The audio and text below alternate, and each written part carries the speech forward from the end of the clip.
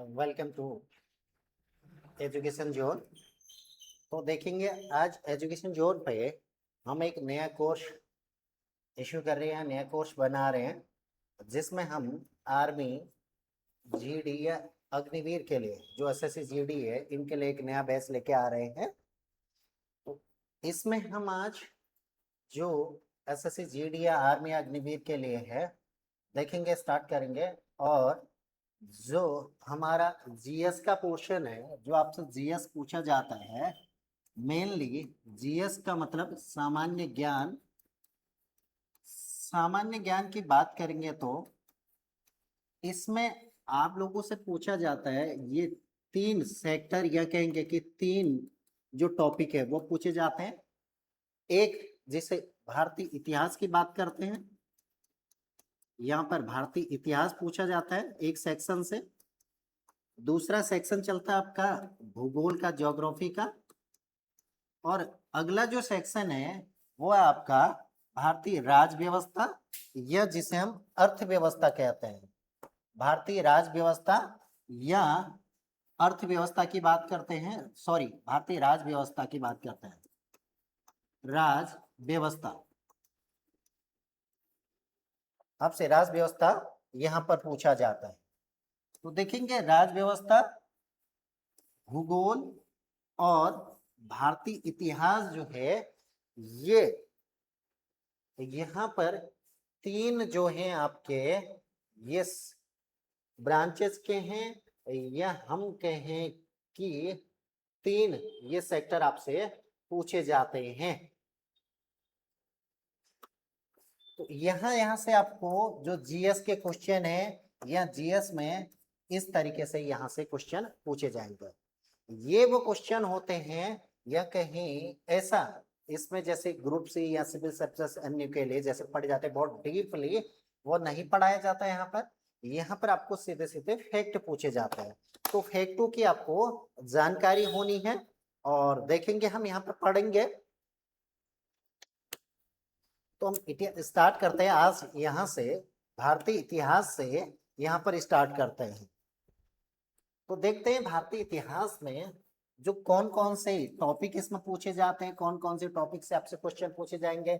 ऐसी भूगोल से किस किस के टॉपिक से पूछे जाएंगे, और राज व्यवस्था या जिसे हम कहते हैं पॉलिटी, या इसके अंतर्गत हमें कॉन्स्टिट्यूशन पढ़ना होता है, जो फंडामेंटल राइट है, अन्य चीजें हैं वो क्या होती है ये पढ़ेंगे। तो स्टार्ट करेंगे हम, जो सेक्शन वाइज स्टार्ट करेंगे। पहला सेक्शन जो है भारतीय इतिहास का है। भारतीय इतिहास के जो जनक या भारतीय इतिहास के पिता किनको कहा जाता है, यहाँ से धीरे धीरे चलते हुए हम पढ़ेंगे आगे, स्टोन एज से लेकर आधुनिक भारत तक की बात करेंगे। तो मेन मेन जो पॉइंट है आपको यहाँ पे नोट करने हैं। तो देखेंगे, स्टार्ट करते हैं। आज हम भारतीय इतिहास से स्टार्ट करते हैं। भारतीय इतिहास,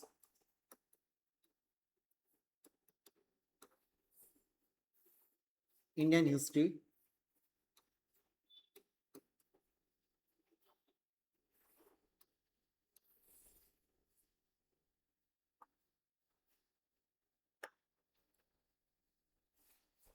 तो अब यहाँ पर देखेंगे, भारतीय इतिहास की बात करेंगे तो सीधे सीधे प्राचीन इतिहास के स्रोतों के बारे में अब बात करेंगे। जहां भी कभी भी हम भारतीय इतिहास की जहां बात करेंगे, ये पढ़ेंगे हम स्रोत या सोर्सेस के आधार पर।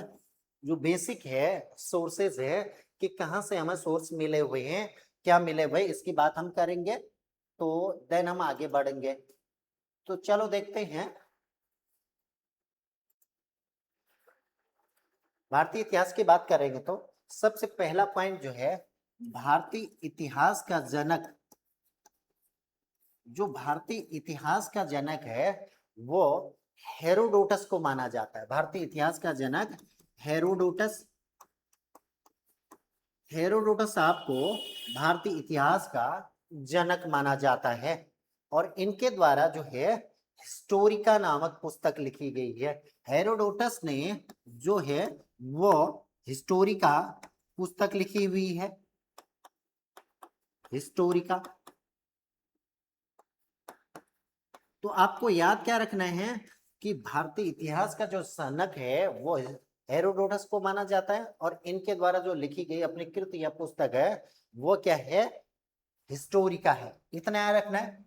अब हम यहाँ पर देखते हैं कि भारतीय इतिहास की बात जहां करते हैं, भारतीय इतिहास शुरू कहाँ से होता है इसकी बात करते हैं। ये तो फैक्ट हमारे पास आ गए। भारतीय इतिहास की बात करेंगे तो जो भारत का इतिहास है इसकी शुरुआत हम पाषाण काल से मानते हैं। इसकी शुरुआत जो मानेंगे हम पाषाण काल से मानेंगे। पाषाण काल का मतलब है स्टोन एज। स्टोन एज जब यहां पर मानव जो था, मानव आदि मानव वेश पे या फिर खाना बदोश था, या केवल और केवल पाषाणों के औजार से या फिर रहने खाने पीने का ऐसा कोई एक ठिकाना नहीं था, एक जगह पर स्टेब्लिश नहीं था, घुमक्कड़ अवस्था में था, या कहेंगे मानव का जो शुरुआती फेज था उसकी बात हम यहाँ पर करेंगे। तो ये सारी की चीजें, तो इसी शुरुआती फेज में उसके द्वारा क्या क्या किया गया, क्या क्या काम किए गए, कैसा कैसा किया गया, वो सारी की सारी जानकारी हमें मिलती है। तो देखते हैं किस कहां पर से क्या क्या जानकारी हमें मिलती है, उसकी बात हम करते हैं। सबसे पहले देखेंगे यहां पर पाषाण काल में एक जो जानकारी मिलती है हमें, हमसे पूछी जाती है कि आग की खोज जो है, जो आग है, आग की खोज किसके समय में की गई या कब की गई, किस टाइम पीरियड में की गई, उसकी बात बोलता है। तो आग की खोज जो की गई वो पूरा पाषाण काल में की गई। कब की गई? पूरा पाषाण काल में। पूरा पाषाण काल में, पूरा पाषाण काल में आग की खोज की गई। अब देखते हैं, अब हम बात करते हैं यहाँ पर जो पाषाण काल, हमने सीधे सीधे कहा पाषाण काल, स्टार्टिंग में पाषाण काल आया, और दूसरा क्वेश्चन मैंने कहा कि आगे की खोज जो है वो पूरा पाषाण काल में की गई। अब आपको थोड़ी समझने में ये डिफिकल्टीज होगी कि भाई अभी अभी पाषाण काल बता रहे थे, अब पूरा पाषाण काल बताने लग गए हैं, आखिर क्या चक्कर है।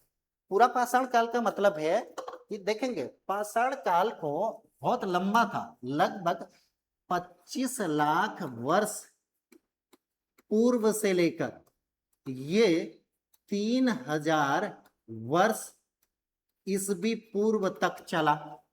इतना लंबा फेज था, जिसकी वजह से क्या हुआ, इतना लंबा फेज होने के कारण इसको अनेक अनेक कालखंडों में या ब्रांचेजों में बांटा गया था। इसी में देखेंगे, इसमें देखेंगे तो हम पहला जो फेज था उसे पूरा पाषाण काल कहा गया, पूरा पाषाण काल।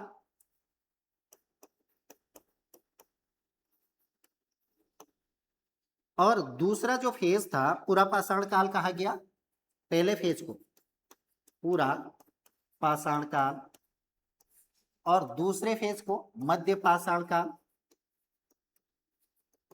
और अगले को नव पाषाण काल।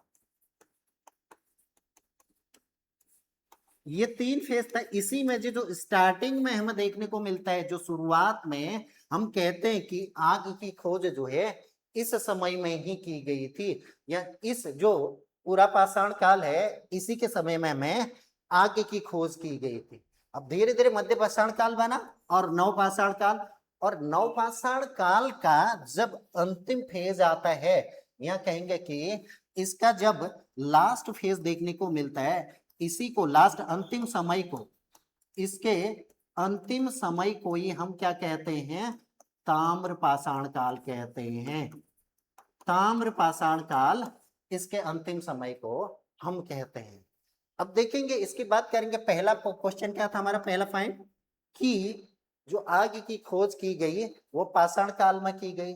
अब दूसरा फैक्ट आपको मिलता है, यहां पर देखेंगे कि नवपाषाण काल की खोज, सॉरी, जो पहिया है, अगला पॉइंट है पहिए की खोज कब हुई। पहिया जो खोजा गया वो नवपाषाण काल में खोजा गया, वो नवपाषाण काल में खोजा गया। अब आपका आर्मी में या फिर कहेंगे तो आपके यहाँ सीधे सीधे क्वेश्चन पूछा जाएगा कि भैया बताओ आग की खोज किस समय में हुई। अब स्टोन एज है, स्टोन एज आपको पता है पाषाण काल में हुई थी आग की खोज। तो कब हुई थी? आपने देखा नव पाषाण काल, मध्य पाषाण काल या फिर कहेंगे पूरा पाषाण काल। तो आग को बताएंगे पूरा पाषाण काल के अंतर्गत और पहिए को बताएंगे नव पाषाण काल के अंतर्गत। ये बातें करेंगे। अब हम बात करते हैं इस समय में पाषाण काल के अंतर्गत, अब जीवन, आदमी का जीवन था, जीवन व्यतीत करता था आदमी। तो जीवन व्यतीत करता था तो अब पहला पालतू जानवर जो था जीवन में, मनुष्य के द्वारा पहला जो पालतू जानवर, एक कहेंगे पेट एनिमल, पालतू जानवर जो अपनाया वो था कुत्ता, डॉग। पहला पालतू जानवर जो है वो कुत्ता है, वो डॉग है। उसकी बात करेंगे, ये पालतू जानवर बनाया। और अभी तक हमारे पास 3 फैक्ट आ चुके हैं। आग की खोज पूरा पाषाण काल में और पहिए की खोज नव पाषाण काल में। और वही देखने को मिलता है कि जो मनुष्य है, मनुष्य के द्वारा पहला जो पालतू जानवर पाला गया वो कुत्ता था, या कहेंगे डॉग, जो पहला पेट एनिमल बनाया गया। अब इसी में आपको देखने को मिलता है कि अब कुत्ता जैसे ही पालतू बना, एक जगह धीरे धीरे धीरे करके एस्टेब्लिश होने लगे।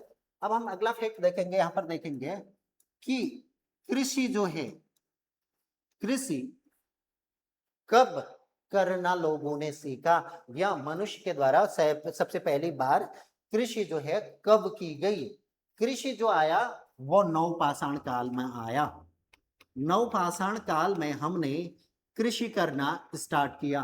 तो देखेंगे नव पाषाण काल में कृषि स्टार्ट हुआ, और कृषि के साथ साथ हमें देखने को मिलता है यहाँ पर कृषि के अंतर्गत कि पहली कौन सी फसल थी जो कृषि के अंतर्गत हमने फसल उत्पादन किया था। तो इसमें देखेंगे यव, या कहेंगे जौ जिसे कहेंगे, या गेहूं कहेंगे, ये पहले हमारे क्या थे, जो फसल थे उसकी बात करेंगे। तो कृषि का आविष्कार जो है नवपाषाण काल में हुआ, या कृषि की शुरुआत जो हुई वो नवपाषाण काल से हुई। तो देखेंगे अगला, अब जैसे हमने कहा पहला पेट एनिमल बनाया गया, कुत्ता बनाया गया, या इससे पहले अगर पुरानी बात जाएंगे तो सबसे पहले आग की खोज, फिर पहिए की खोज इधर उधर जाने के लिए, फिर हमने देखा कि मनुष्य ने अपना सहपाठी या साथी जो है वो बना दिया, कुत्ते को बना दिया। उसके बाद धीरे धीरे कृषि करने लग गया। अब कृषि के लिए कुछ तो ऐसे धातु की जरूरत पड़ेगी। तो धातु में हमने जैसे कहा था, इस पे देखा था तो कि जो अंतिम समय था नव पाषाण काल को, उसी को ताम्र पाषाण काल कहते हैं। इसका मतलब हम देखेंगे तो सबसे पहली जो धातु थी वो धातु कौन सी थी जो मनुष्य के द्वारा खोजी गई? वो था तांबा। तांबा वो पहला धातु था जो मनुष्य के द्वारा खोजा गया था। पहला पहला धातु तांबा, मनुष्य ने सबसे पहले इसका यूज किया, या कहेंगे तो यूज में जो है सबसे पहली बार यही आई। और हम देखते हैं अब इसी में मनुष्य द्वारा सबसे पहला प्रयोग किया जाने वाला औजार, जो प्रयोग में औजार लाया गया वो कौन सा था? जो प्रयोग में औजार लाया गया वो था, मनुष्य के द्वारा जो प्रयोग लाया गया, प्रयोग में लाया गया वो था आपका कुल्हाड़ी। सबसे जो पहला औजार यूज किया गया मनुष्य के द्वारा वो कुल्हाड़ी था। इतनी बात याद आ गई। अब हम बात करेंगे, जैसे इसी में हमने कह दिया था, आपको बता दें क्या कि कृषि में अगर बात करेंगे, कृषि में क्वेश्चन पूछा जाता है आपसे कि कृषि के अंतर्गत सबसे पहले किस यहाँ पर फसल की बात, या सबसे पहले कौन सी फसल थी जो मनुष्य के द्वारा बोया गया? तो सबसे पहले हमें मिलता है इसी में देखेंगे तो जो यव जिसे हम कहते हैं, हमने बात की थी यव या जौ जिसे कहते हैं, ये फसल की गई थी। ये फसल था, पहली फसल थी जिसका हमने जिक्र किया था। तो अब धीरे धीरे ये तो था पाषाण काल आ गया, पाषाण काल आ गया। अब इसके बाद हम करते हैं पाषाण काल के अंतर्गत आपको ये चीजें याद रखनी है। कौन कौन सी? पाषाण काल में सबसे पहले पाषाण काल को 3 भागों में बांटा गया था, पूरा पाषाण काल, मध्य पाषाण काल, नव पाषाण काल। और आग की खोज जो है पूरा पाषाण काल में हुआ, पहिए की खोज नव पाषाण काल में हुआ। मनुष्य ने सबसे पहला जो जीवन में, या कहेंगे पेट एनिमल जो बनाया, कुत्ते को बनाया। कृषि की शुरुआत जो नव पाषाण काल में हुई, पहला कृषि फसल और पहली फसल जौ की थी आपकी। तो ये बात करेंगे। तो अगली बात करेंगे तो धातु जो था, सबसे पहले तांबा यूज किया गया, और प्रयोग जो बनाएगा धातु का, सबसे पहला औजार जो प्रयोग किया गया वो कुल्हाड़ी प्रयोग की गई या कुल्हाड़ी का यूज किया गया। अब हम यहाँ पर देखेंगे कि हमें जो इसके बाद अगर हम एक सिलेबस देखें या कहेंगे कि इसके अकॉर्डिंग दूसरा जो चैप्टर है, इससे सबसे पहले आपको देखने को मिलता है इतिहास के अंतर्गत हमने पढ़ा इसमें स्टोन एज। स्टोन एज का मतलब पाषाण काल। पाषाण काल के बाद जब पाषाण काल होता है तब हमें देखता है जो Indus valley civilization, Indus valley civilization देखने को मिलती है। तो सिंधु घाटी सभ्यता जिसे कहते हैं हम, सिंधु घाटी सभ्यता। तो आपको तो पहला ये दिख गया कि स्टोन एज के अंतर्गत क्या क्या चीजें हुई, क्या क्या चीजें देखे मिली, जैसे आग की खोज, पहिए की खोज, कृषि कब हुई, और पहला जानवर कौन सा बना, और पहली धातु कौन सी आई, पहला औजार कौन सा बना, और पहले फसल कौन सी बोएगी, इस मामले देखा। और आपको देखा था कि इतिहास का जनक किसे माना जाता है, हेरोडोटस को माना जाता है। अब हम देखेंगे यहाँ पर अगला जो टॉपिक है यहाँ पर सिंधु घाटी सभ्यता।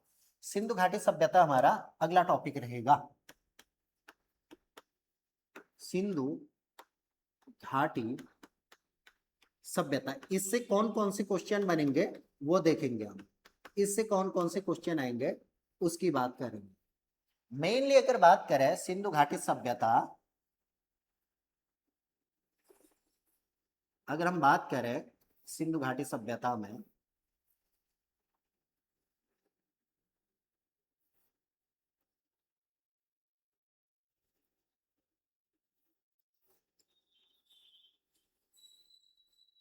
तो सिंधु घाटी सभ्यता ये हो गया आपका पाकिस्तान के एरिया, ये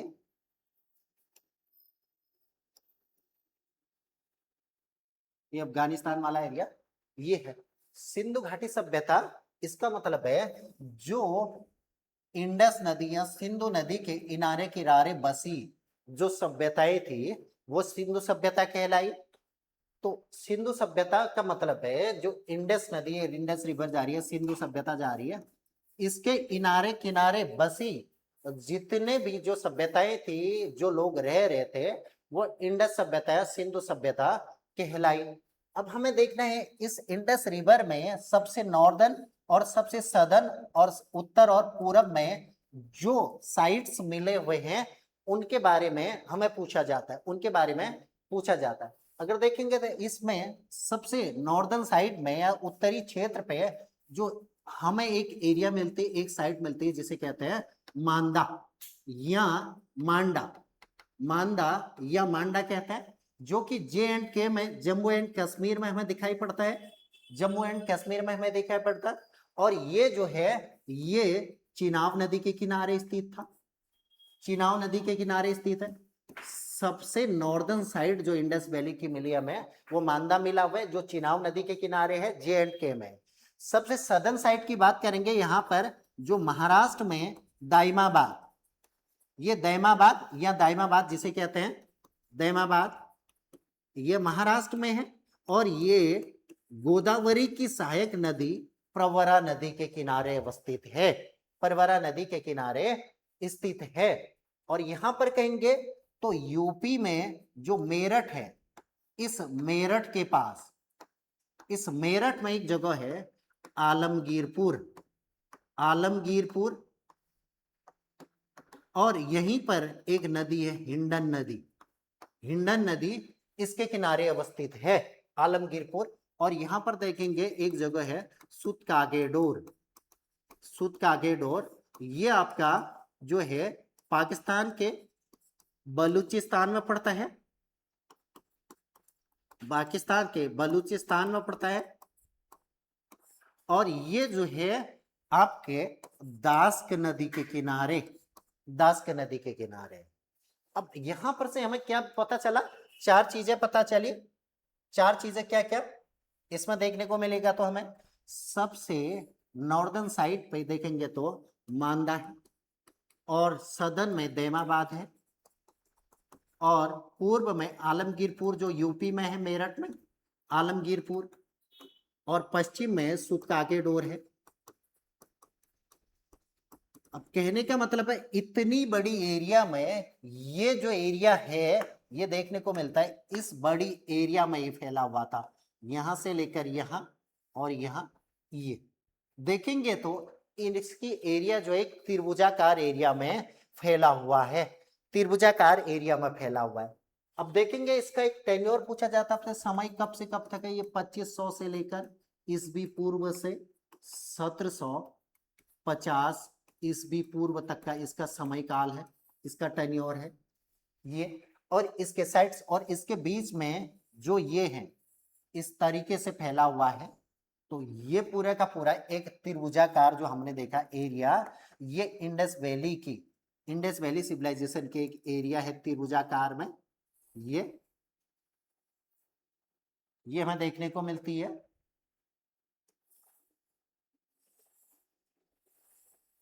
ये एरिया है, इस एरिया की बात करेंगे तो आप इस पर फैक्ट देखते हैं। सबसे पहले तो सबसे पहले हमने देख लिया कि एक फैक्ट पेन डाउन करेंगे, नोट करेंगे कुछ इसमें फैक्ट।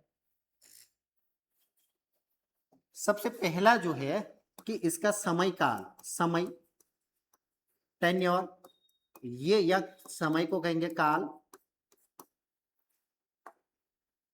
ये जो समय है ये है 2500 से लेकर 2500 ईसवी पूर्व से लेकर 1750 ईसवी पूर्व तक का समय है। ये समय आपको मिलेगा अनेक बुक्स में, अनेक जगह मिलेगा, लेकिन ये C14 जो एक पद्धति होती है कार्बन डेटिंग पद्धति के अकॉर्डिंग इसका समय बताएगा। दूसरा हम बात करेंगे तो इसकी एरिया हमने बता दी, सबसे ऊपरी और क्या कहेंगे उत्तर में, दक्षिण में, पूर्व में, पश्चिम में। और बात करेंगे सबसे पहले सिंधु घाटी सभ्यता की खोज किसने की, या कहेंगे पहली साइट जो है उसकी खोज किसने की। तो सिंधु सभ्यता की जो पहली साइट से है वो है हड़प्पा, जो हड़प्पा सभ्यता के नाम से भी जाना जाता है। इसकी जो खोज की वो दयाराम साहनी के द्वारा, दयाराम साहनी के द्वारा 1921 में किया गया। पहला फैक्ट आपका क्या बन रहा है, दयाराम साहनी के द्वारा 1921 में हड़प्पा सभ्यता की या हड़प्पा जो स्थल है इसकी खोज की गई। इसका मतलब है सिंधु घाटी सभ्यता के खोजकर्ता भी दयाराम साहनी है। हालांकि ये इनके द्वारा एक साइट खोजी गई है, इसकी बात करेंगे। अब अगला इसी में फैक्ट, अब अनेक साइट्स हैं, आपको उतनी साइट्स नहीं पढ़नी है, आपको एक फैक्चुअल चीजें याद रखनी है।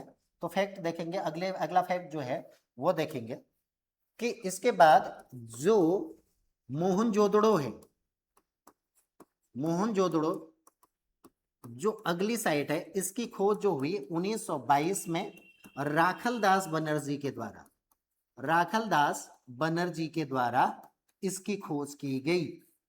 इसकी खोज राखलदास बनर्जी के द्वारा 1922 में की गई। अब आपको ये दो नहीं पूछा जाता कि हड़प्पा की खोज किसने और कब की, मोहनजोदड़ो की खोज किसने और कब की। अब इन दोनों को ही जुड़वा नगर के नाम से जाना जाता है, इन दोनों को किस नाम से जाना जाता है, जुड़वा नगर। इस समय के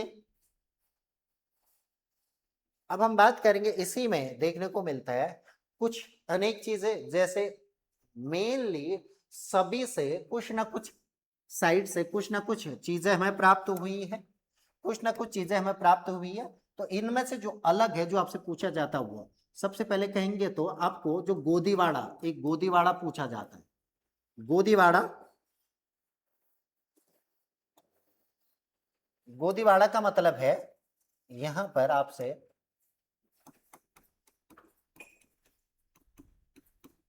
इसे पोर्ट कहते हैं या बंदरगाह, गोदीवाड़ा या बंदरगाह। हड़प्पा सभ्यता का जो बंदरगाह है वो कहां से प्राप्त हुआ है, एक जगह पड़ता है गुजरात के पास, ये लोथल नामक स्थान से, गुजरात में जो लोथल मिलता है, इस लोथल नामक स्थान से ये जो गोदीवाड़ा या पहला एक पोर्ट या कहेंगे जो बंदरगाह हमें वो प्राप्त हुआ है। तो यहां से हमें ये चीजें मिली हुई है। दूसरी बात करेंगे हम, एक नर्तकी की मूर्ति मिली हुई है, एक कांस्य जो है एक मूर्ति मिली है कांसे की, जो कांस्य नर्तकी की मूर्ति है ये कहां से मिली है ये पूछेगा। ये जो मिली है हमें मोहनजोदड़ो से, ये हमें मिला है मोहनजोदड़ो से, ये हमें जो मिली है वो मोहनजोदड़ो से मिली है। चलिए आगे बात करते हैं। अब ऐसे कुछ फैक्ट हैं, जैसे एक फैक्ट है कि वह कौन सी साइट है जिससे हमें अन्नागार प्राप्त हुआ है। अन्नागार, अन्नागार का मतलब है वेयर हाउस, वेयर हाउस जहां अनाज रखा जाएगा। ये अन्नागार जो हमें प्राप्त मिला है वो मोहनजोदड़ो से ही मिला है। इसी मोहनजोदड़ो से हमें अन्नागार मिला है। अगली बात करते स्नानागार। स्नानागार कहां कहां से मिले हैं? स्नानागार जो है हमें इन दोनों जगहों से, हड़प्पा और मोहनजोदड़ो दोनों से स्नानागार मिले हैं, लेकिन अन्नागार की बात करेंगे वो मोहनजोदड़ो से मिली है। एक क्वेश्चन आता है कि जुते हुए खेत के साक्ष्य कहां से मिलते हैं? जुते हुए खेत के साक्ष्य जो हमें मिलते हैं वो कालीबंगा से मिलते हैं। कहां से? एक साइट है कालीबंगा, कालीबंगा या कालीबंगन जिसे कहते हैं, कालीबंगन या कालीबंगा, यहां से हमें जूते हुए खेत के निशान मिले हैं। जूते हुए खेत के निशान मिलेंगे। ये पर्टिकुलरली आपको कहीं ना कहीं कभी ना कभी क्वेश्चन पूछे गए थे, ये ध्यान देना आप। और इसी के साथ देखेंगे तो एक अग्निकुंड भी मिला हुआ है आपको। अग्निकुंड, अग्निकुंड कहां से मिला है? ये भी कालीबंगा से ही मिला हुआ है। अग्निकुंड भी आपको कालीबंगा से ही प्राप्त हुआ है। और अगली बात जो मोस्ट इंपोर्टेंट है, चावल के साग से हमें कहां से मिले? चावल के साग से हमें कहां से मिलेगा? चावल के साग से हमें लोथल से मिले हुए हैं। चावल के साग से हमें जो मिले हुए हैं वो लोथल से मिले हुए हैं। अब दूसरी हमें पूछा जाता है, क्वेश्चन पूछा जाता है कि सिंधु घाटी सभ्यता के जो लोग थे उनकी आराध्य देवी या उनकी मातृ देवी कौन सी, मतलब कि जो देवी है किसकी पूजा वो करते थे? जो सिंधु घाटी के लोग जो पूजा करते थे वो मातृ देवी की करते थे। पूजा जो करते थे मातृ देवी की पूजा करते थे, मातृ देवी की पूजा किया करते थे।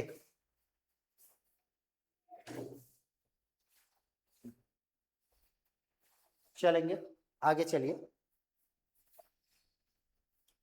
तो मेनली जो आपको इंडस वैली सिविलाइजेशन से पता चला कि पहली बार इंडस वैली सिविलाइजेशन कब की है या इसका टेन्योर क्या है, और इसकी जो नॉर्थ साउथ और ईस्ट वेस्ट जो एरियाज है उसके बारे में पता चला।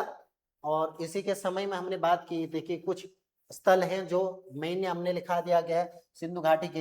एक तो मांदा सबसे ऊपर, उसके बाद मांदा के बाद देवाबाद, सुतका के डोर और आलमगीरपुर, ये 4 एरिया है। उसके बाद हमने कहा कि हड़प्पा की खोज जो हुई दयाराम साहनी के द्वारा 1921 में कराई गई। मोहनजोदड़ो की खोज जो है 1922 में राखलदास बनर्जी के द्वारा की गई। और इसी के साथ देखा हमने इनको दोनों को जुड़वा नगर कहा गया। गोदीवाड़ा लोथल कांस्य की नर्तकी मोहनजोदड़ो से मिला, और अन्नागार जो है मोहनजोदड़ो में, स्नानागार जो है मोहनजोदड़ो और इसी हड़प्पा दोनों में मिला है। जो कालीबंगा से हमें अग्निकुंड और क्या मिले हुए हैं? जूते हुए खेत मिले हुए हैं। दूसरा यहाँ पर मातृ देवी की पूजा होती थी। और तीसरा अगर बात करेंगे तो चावल के साग से हमें जो मिले हैं, सबसे पहली बार लोथल से चावल के साग से मिले हुए हैं। ये तो था आपका जो पाषाण काल या स्टोन एज की बात करेंगे उससे हमने क्वेश्चन आए, उससे हमने क्वेश्चन किए। और दूसरी जो सिंधु घाटी सभ्यता की हमने बात की। अब इसी में कुछ जो ये सारी चीजें तो हैं, इसके अलावा कुछ यहाँ पर स्थल है, साइट है, यह जो हड़प्पा के जो स्थल मिले जहां से कुछ न कुछ सामान मिले हैं वो पूछे जाता है कभी कभी यह स्थल कहाँ है, इसके खोजकर्ता कहाँ है और ये किस नदी के किनारे है। अब हम बात करेंगे इन्हीं में कुछ साइट से लेकर सीधे हड़प्पा। हड़प्पा स्थल की खोज किसने की? हमने बताया किसने की। ये हड़प्पा की खोज जो की दयाराम साहनी के द्वारा की गई। एक आप चाहे तो एक चार्ट बना लेंगे कि स्थल, पहला स्थल चार्ट में लिख लेंगे, पहला स्थल कौन सा है, खोजकर्ता और जो ये अवस्थिति है, अवस्थित है कौन, कहाँ अवस्थित है, किस जगह अवस्थित है और किस नदी के किनारे है, क्योंकि हमने कहा था इंडस वैली सिविलाइजेशन नदियों के किनारे है। तो इसमें देखेंगे आप इस तरीके से, सबसे पहले हड़प्पा की बात करेंगे तो हड़प्पा की खोज जो है वो दयाराम साहनी के द्वारा, और ये अवस्थित है वर्तमान पाकिस्तान में, और ये जो अवस्थित है ये रावी नदी के तट पर है, रावी नदी। दूसरा हम करेंगे मोहनजोदड़ो, मोहनजोदड़ो ये राखलदास बनर्जी के द्वारा इसकी खोज की गई। अच्छा, ये 1921 में इसकी खोज हुई, 1922 में, ये दो सन आप याद रखेंगे। मोहनजोदड़ो 1922 में, ये भी पाकिस्तान में ही है, और ये सिंधु नदी के किनारे है, ये सिंधु नदी के किनारे है। चलिए आगे बढ़ते हैं। एक जगह है चनुदड़ो या चनुदड़ो की खोज जो की वो अर्नेस्ट मैके के द्वारा, खोजकर्ता जो है अर्नेस्ट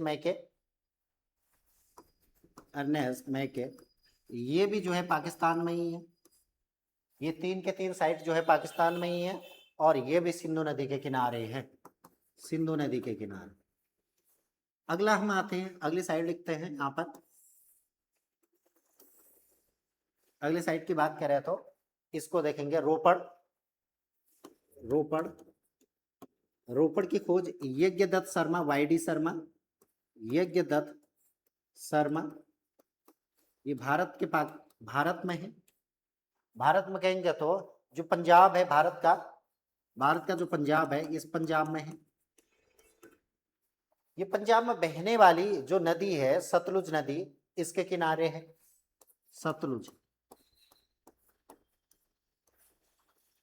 सतलुज नदी के किनारे है। अगला देखेंगे जहां से क्वेश्चन बना था,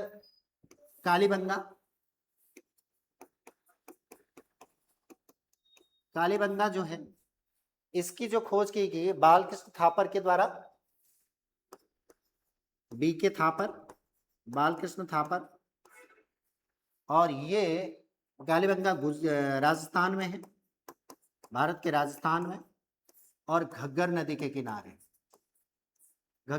किनारे अवस्थित है।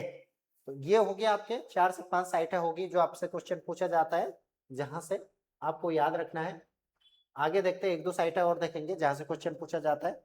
एक है आलमगीरपुर,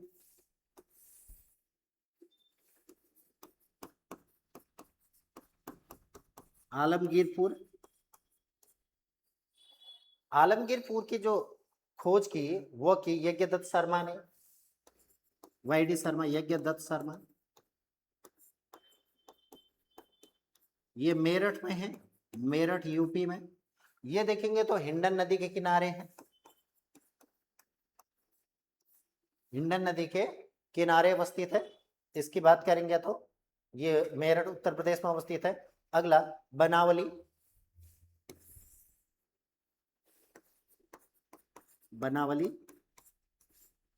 ये बनावली जो है इसकी खोजकर्ता या कहें इसके उत्खनन करता जो है वो है RS बिष्ट, रविंद्र सिंह बिष्ट, RS बिष्ट।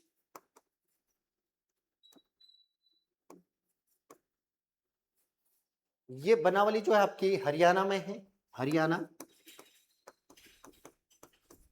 और सरस्वती नदी के किनारे, सरस्वती नदी के किनारे।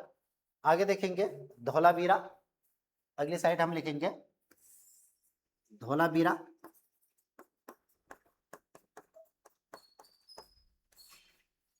धौलावीरा की खोज जो की वो की जेपी जोशी के द्वारा, जेपी जोशी। और ये धौलावीरा जो है आपका गुजरात में है, गुजरात में।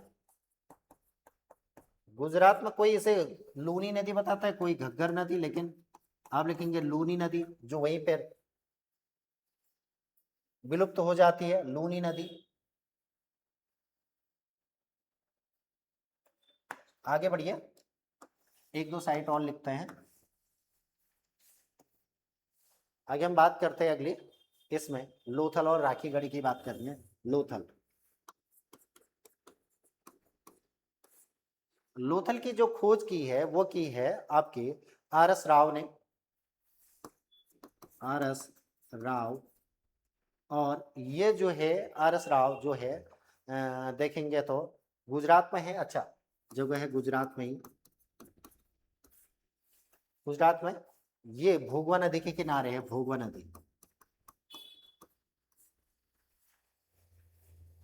अब एक नोट लिखाएंगे, और एक जगह है राखीगढ़ी, राखीगढ़ी ये हरियाणा में है।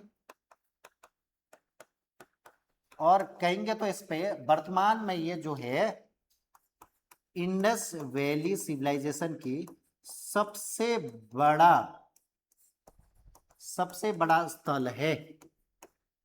इंडस वैली सिविलाइजेशन का सबसे बड़ा स्थल जो है वो है आपका ये राखीगढ़ी है, जो कि सरस्वती नदी के किनारे हरियाणा में अवस्थित है। तो आपके पास इतने साइट्स आ चुके हैं जो आपको याद रखने हैं।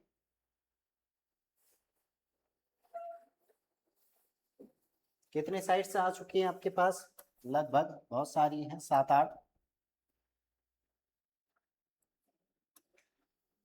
एक, दो, चनोदड़ो, रोपड़, कालीबंगा, आलमगीरपुर, बनावली, धौलावीरा, लोथल। 9 साइट्स आ चुके हैं। और इसके अलावा आपके पास जो राखीगढ़ी है वो सबसे बड़ा जो है यहाँ पर देखने को मिलता साइट्स है, उसकी बात करेंगे हम।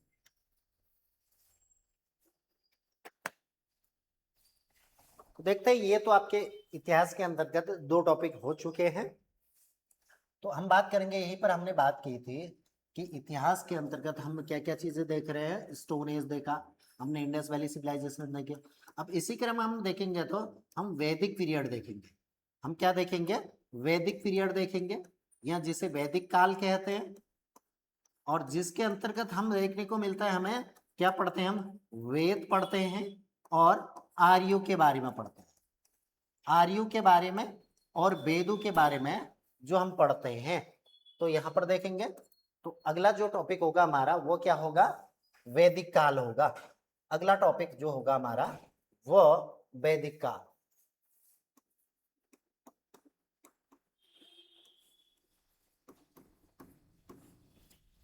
अगला टॉपिक जो होगा हमारा वो होगा वैदिक काल, या इसे हम वैदिक सभ्यता कहेंगे। वैदिक काल, वैदिक सभ्यता। इसका टेन्योर कहेंगे, इसका समय जो होगा आपका वो समय होगा, इसका समय 1500 से लेकर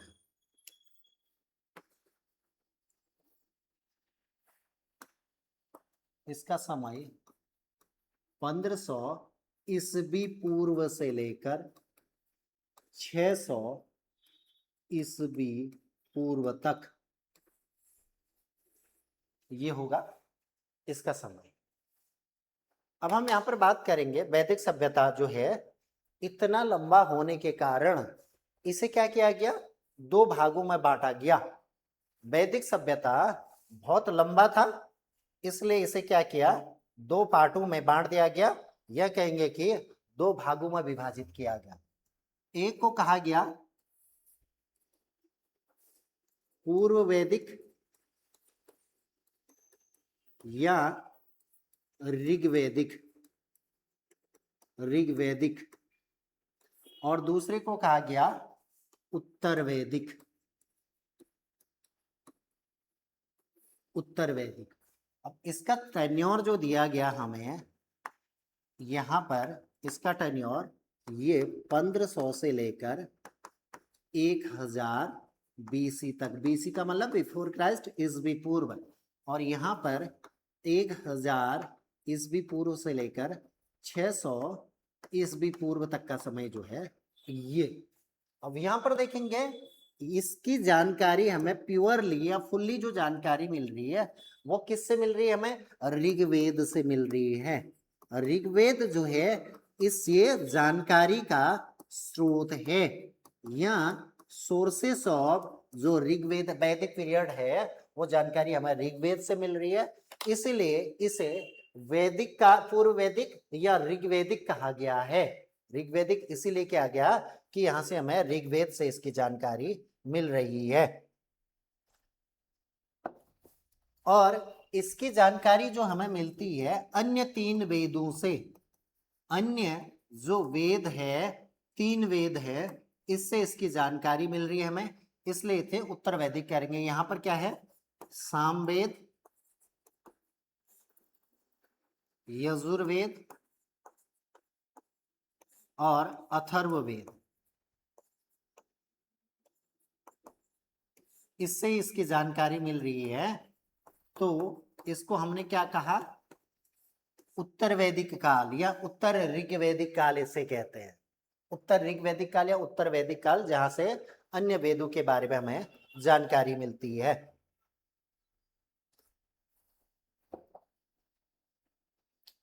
अब हम यहीं पर देखेंगे, हम बात करेंगे यहां पर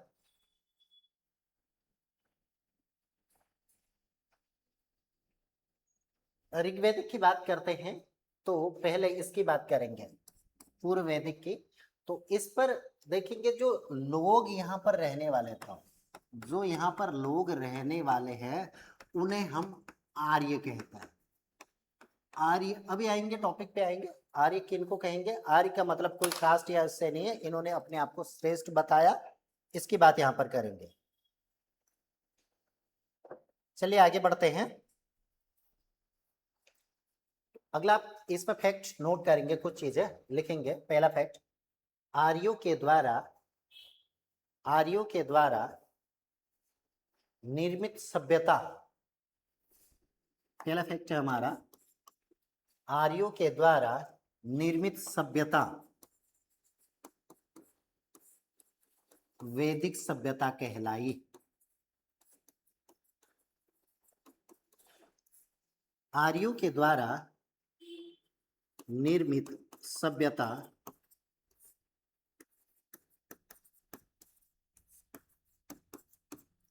वैदिक सभ्यता कहलाता है, या वैदिक सभ्यता कहलाई।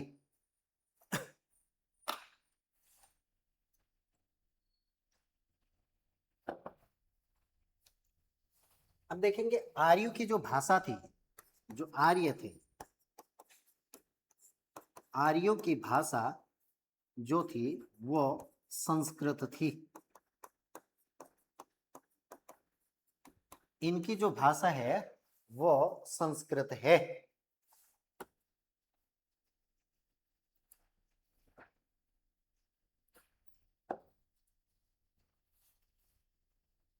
आगे चलते हैं, आगे बात करते हैं। तो देखेंगे ये जो आर्य लोग यहाँ पर आए थे ये कबीलाई जीवन व्यतीत करते थे। कबीलाई जीवन व्यतीत करते थे, अपने में से एक को राजा चुन लिया करते थे, और उसी राजा के सहायता से, उन कबीलों की सहायता से वो राजा इन पर लोगों पर शासन करता था।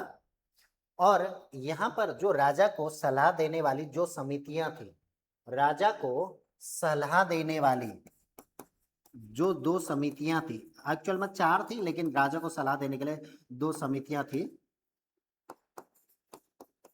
इनका नाम था, समितियों का नाम सभा व समिति।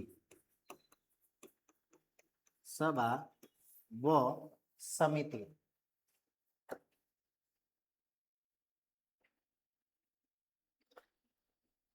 समझ आ रहा? समझ आ रहा? ज्यादा फास्ट तो नहीं हो रहा, आराम से।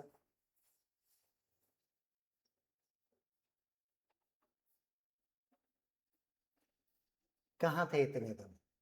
कहाँ थे इतने दिन? अच्छा, कहाँ? अग्निवीर। अभी पेपर है उसका? हो गया। क्या बचा हुआ है? फिजिकल है। अच्छा, फिजिकल है। चलो, अच्छी बात है। चलिए फिर आगे बढ़ते हैं। इसी में देखते हैं।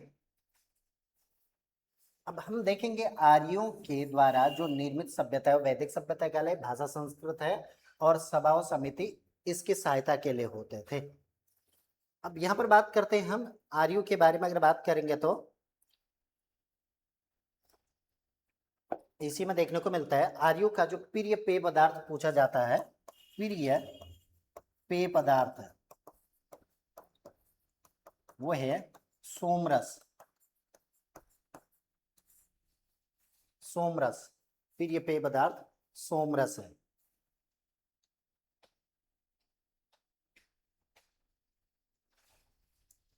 प्रिय घोड़, प्रिय पशु लिखेंगे। प्रिय पशु इनका, आर्यों का प्रिय पशु घोड़ा, और प्रिय देवता, प्रिय देवता इंद्र। प्रिय पशु घोड़ा, प्रिय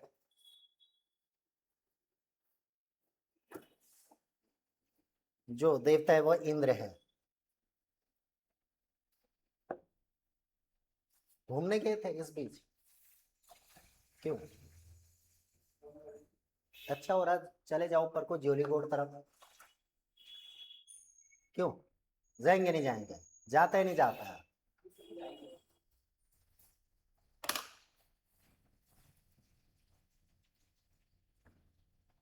चलेंगे, फिर आगे बढ़ेंगे।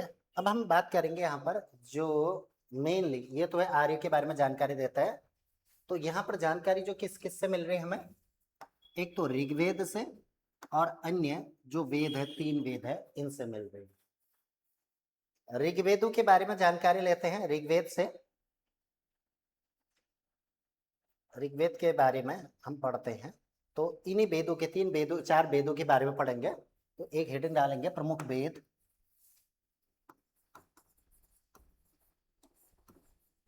प्रमुख वेद। हमारे वेद कितने हैं, ये ऐसे करेंगे सीधे सीधे। इसको हटाओ, वेद, वेद लिखेंगे। वेद, वेदों की संख्या 4 है। 4 वेद है। सबसे पहले लिखेंगे ऋग्वेद, सामवेद,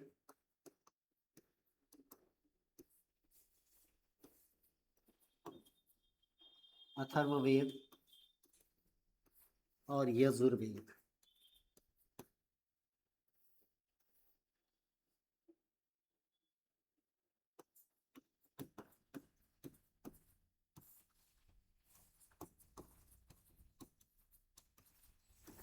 अथर्ववेद।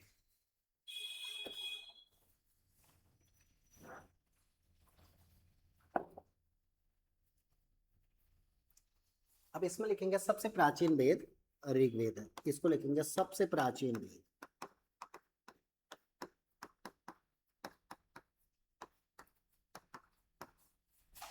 सबसे प्राचीन वेद।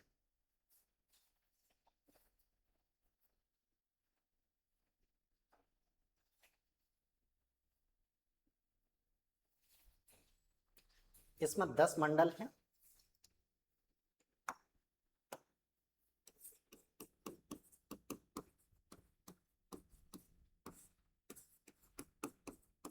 एक 1028 सूक्त हैं। 10 मंडल, 1028 सूक्त, और 10,580 ऋचाएं। 10,580 ऋचाएं।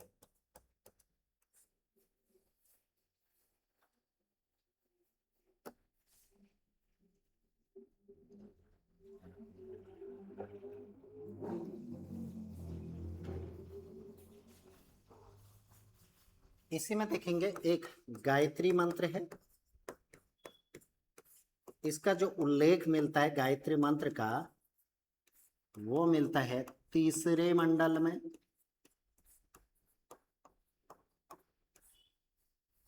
तीसरे मंडल में मिलता है, जो कि गायत्री मंत्र की रचना ऋषि विश्वामित्र के द्वारा की गई। मंत्र की रचना जो है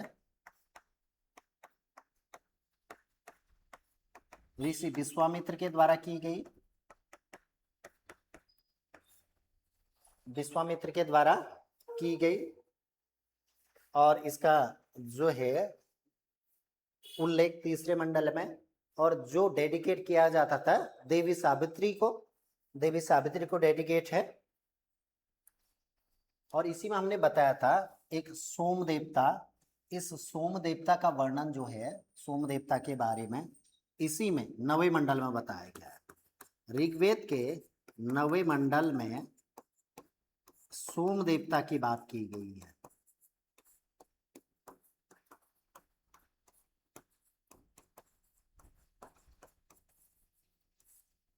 सोम देवता का उल्लेख किया गया है।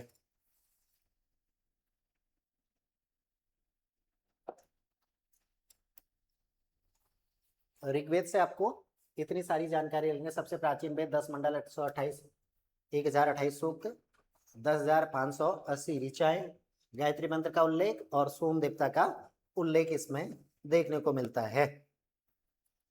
अगली बात करेंगे यजुर्वेद की, बात करेंगे हम यजुर्वेद की या सामवेद की।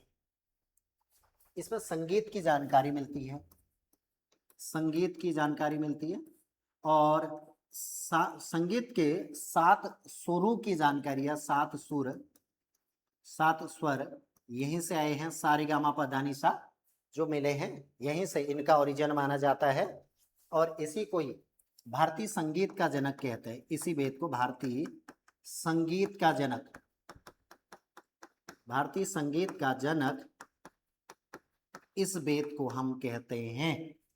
भारतीय संगीत का जनक इस वेद को हम कहते हैं। आगे चलेंगे और लिखेंगे। अगला यजुर्वेद, ये गद्य और पद्य दोनों में ही है। ये गद्य व पद्य दोनों में ही, गद्य और पद्य दोनों में मिलता है हमें। यजुर्वेद की बात करेंगे तो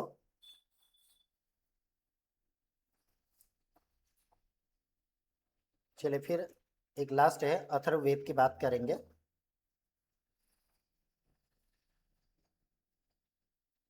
अथर्ववेद की बात करें तो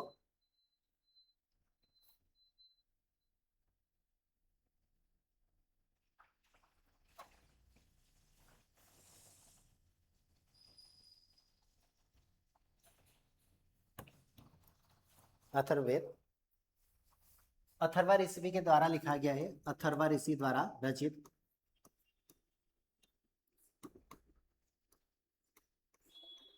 अथर्वा ऋषि द्वारा ये रचित है। और अथर्ववेद इसमें जो है 731 मंत्र हैं। 731 मंत्र हैं इसके अंतर्गत। अथर्ववेद में 731 मंत्र हैं, और इसे आधुनिक वेद भी कहते हैं। आधुनिक वेद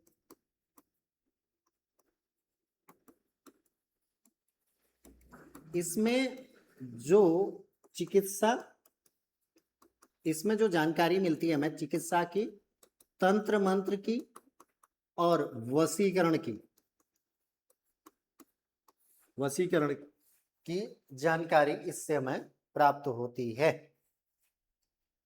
इन चीजों के बारे में यहां से हमें जानकारी प्राप्त होती है। किस किस की? चिकित्सा की, चिकित्सा, तंत्र मंत्र और वशीकरण की जानकारी हमें दिखाई पड़ती या मिलती है। देखेंगे जादू टोना जो है वो इसमें मिलता है। और इसके बाद हम बात करेंगे तो कुछ वेद जो 4 है हमारे, वेद 4 आ गए। 4 वेद के बाद पुराणों की बात करेंगे। पुराण 18 पुराण है हमारे। और उपनिषद की बात करेंगे तो उपनिषद 108 108 उपनिषद है हमारे पास, 4 वेद हैं, 108 जो है उपनिषद है और 18 पुराण है। और वेदांगों की संख्या कहेंगे तो वेदांग, अगला वेदांग, वेदों के बाद आए वेदांग, इनकी संख्या 6 है, वेदांग 6 है, 6 वेदांग है आपके पास, ये देखने को मिलता है।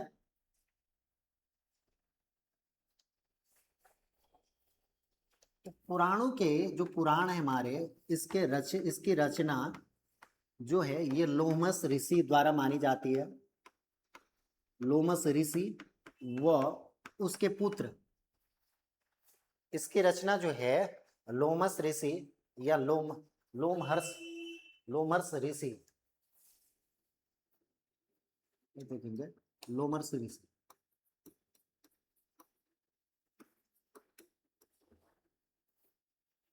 इसकी रचना जो की गई है वो की गई है लोमहर्ष ऋषि के द्वारा, लोमहर्ष ऋषि के द्वारा। वो उसके पुत्र, इसके पुत्र,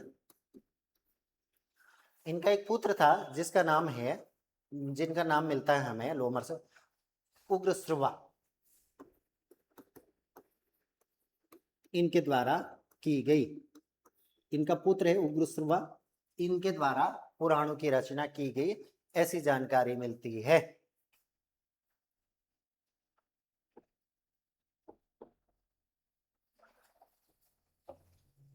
तो ये तो था आपका क्या चीज, जो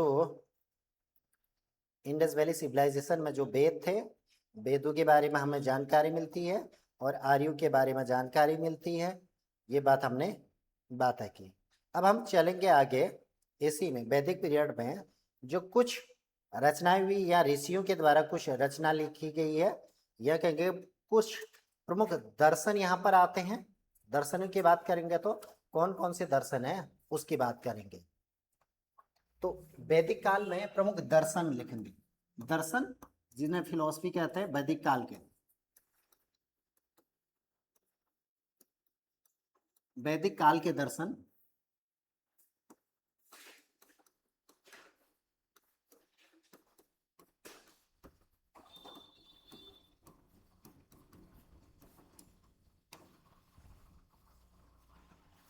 वैदिक काल के दर्शन, एक तरफ दर्शन लिखेंगे कौन सा दर्शन है, दूसरी तरफ उसके प्रवर्तक या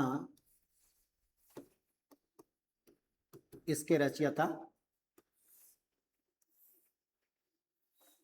पहला जो दर्शन है वो लिखेंगे योग दर्शन, योग दर्शन ऋषि पतंजलि के द्वारा,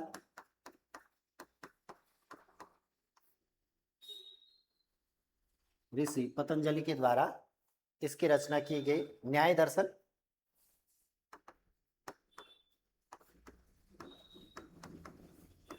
ऋषि गौतम या गौतम ऋषि,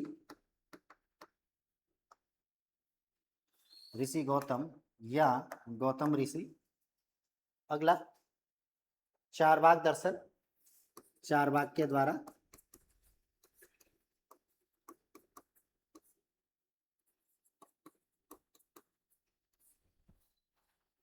चारवाक दर्शन, चारवाक के द्वारा। आगे लिखेंगे चारवाक के बाद सांख्य दर्शन, सांख्य दर्शन, सांख्य दर्शन जो लिखा गया ऋषि कपिल के द्वारा या कपिल मुनि के द्वारा, कपिल, ऋषि कपिल। और ये सांख्य दर्शन ही सबसे प्राचीन दर्शन कहलाता है, या सबसे प्राचीन दर्शनों में ये इंक्लूड किया जाता है सांख्य दर्शन। अगला पूर्व मीमांसा, पूर्व मीमांसा, पूर्व मीमांसा की रचना जो की है वो की है जैमिनी के द्वारा, जैमिनी।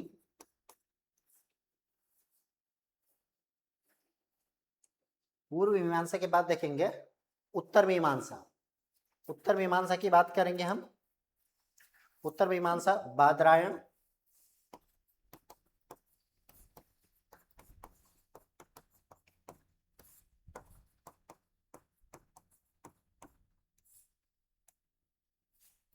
उत्तर मीमांसा बादरायण। अगला लिखेंगे वैशेषिक, वैशेषिक दर्शन, वैशेषिक दर्शन। ये है कणाद, कणाद यह दूसरे व्यक्ति नाम में है या उलुक इन्हें कहते हैं, कणाद या उलुक इन्हें कहते हैं, कणाद या उलुक इन्हें कहते हैं।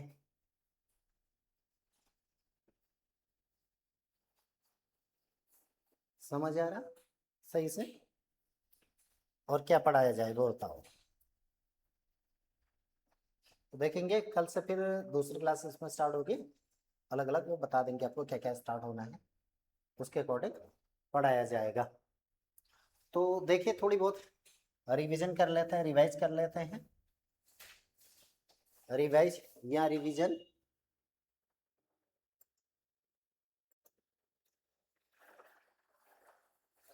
क्या क्या पढ़ा हमने? स्टोन एज से पढ़ा आषाढ़ काल में, और उसके बाद हमने देखा यहाँ पर देखा जो वैदिक पीरियड था या वैदिक से पहले क्या तो इंडस वैली सिविलाइजेशन थी, इंडस वैली सिविलाइजेशन के बाद हमने वैदिक देखा। ये 3 टॉपिक आज देख ले हैं और धीरे धीरे करके इनको देखेंगे। तो आज के लिए इतना, थैंक यू, कल मिलता है।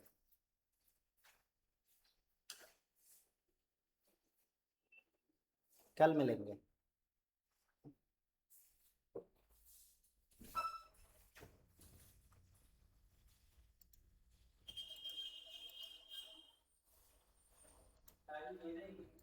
हाँ 11 बजे ही रहेगी।